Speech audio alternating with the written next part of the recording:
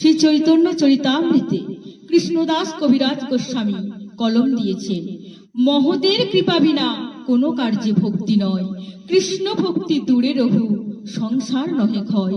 যদি কোনো জীব সৌভাগ্যবান হয় তাহলে সে সাধুর কৃপা লাভ করে। শুদ্ধ ভক্তের কৃপা বিনা কেউ ভগবত ভক্তি লাভ করতে পারে না। কৃষ্ণ ভক্তি তো দূরের কথা, সে সংসার বন্ধন থেকেও মুক্ত হতে পারে না। চৈতন্য চরিতামৃতে আরো বলা হয়েছে, ব্রহ্মাণ্ড ভূমিতে কোনো ভাগ্যবান জীব গুরু কৃষ্ণের প্রসাদে পায় ভক্তিলতা বীজ। জীব তার কর্ম অনুসারে ব্রহ্মাণ্ডে ভ্রমণ করে, কখনো সে উচ্চতর লোকে উন্নীত হয় এবং কখনো নিম্নতর লোকে অধঃপতিত হয়। এভাবেই ভ্রমণরত অসংখ্য জীবের মধ্যে কদাচিৎ কোন একটি জীব তার অসীম সৌভাগ্যের ফলে শ্রীকৃষ্ণের কৃপায় সদ্গুরুর সান্নিধ্য লাভ করে। এভাবেই গুরু ও কৃষ্ণ উভয়ের মধ্যে কৃপার প্রভাবে জীব ভক্তিলতা বীজ প্রাপ্ত হয়। আজ সেই রকম এক কবিতা শোনাবো। কবিতার নাম অভিলাষ। দামোদর মাস কার্তিক মাস, হরিকথা শুনিবার বড় অভিলাষ।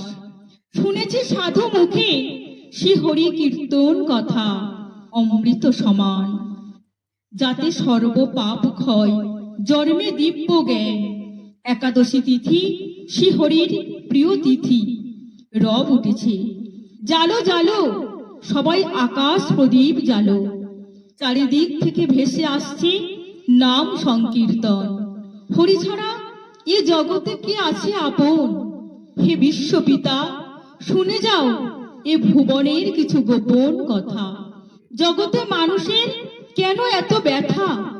বুঝেছি আজ তোমার অভয় পথ শরণ লইবে যে, ভবসাগর থেকে অনায়াসেই পার হবে সে।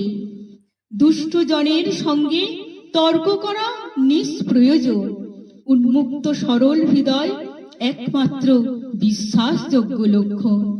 তোমারও প্রতিজ্ঞায় এই দুষ্টকে বিনাশ করে সাধুকে রক্ষা।